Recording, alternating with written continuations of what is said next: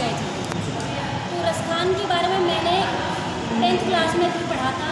तो भगवान श्री कृष्ण के बहुत बड़े भक्त थे और उन्होंने भगवान श्री कृष्ण से मतलब ऐसा सुनने में आता है कि उन्होंने साक्षात्कार किया था, इसलिए उन्हें पूजा भी जाता है। तो उन्होंने एक पद लिखे थे, रसखान के पद, जो 10th क्लास में मैंने याद किया था।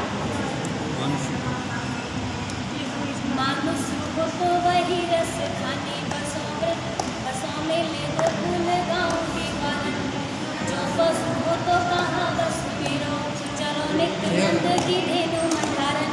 अर्थात मनुष्य, अगर मुझे जन्म मिले मनुष्य का तो मैं गोकुल गाँव में मेरा जन्म है।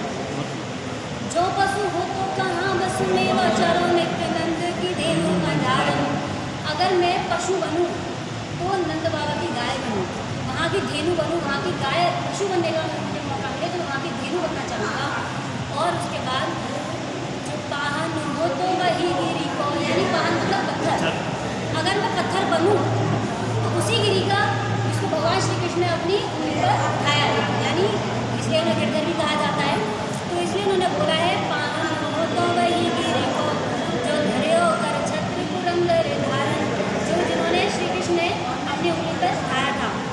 जो खग हो तो बसेरो करो, अगर मैं खग बनूँ, पक्षी बनूँ तो कालिंदी पुल कदम की डार है, उसी कदम की डार पर जिस पर श्री कन्हैया जी बंसी बजाया करते थे, उसी पर मेरा बसेरा हो, यानी उसी कदम की डार पर जो जमुना किनारे कदम का पेड़ हुआ करता था, उसी पर ही मैं खग बनूँ।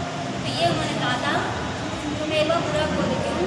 मानुष हो तो वही रस खानी बसों ब्रज गोकुल गाँव के वारन, जो पशु हो तो बसेरो मेरो कर, चरो नित्य नंद की धेनु मंझारन। पाहन हो तो वही गिरी को, जो धरे हो कर छत्र पुरंदर धारन। जो खग हो तो बसेरो करो, मिल कालिंदी पुल कदम की डारन।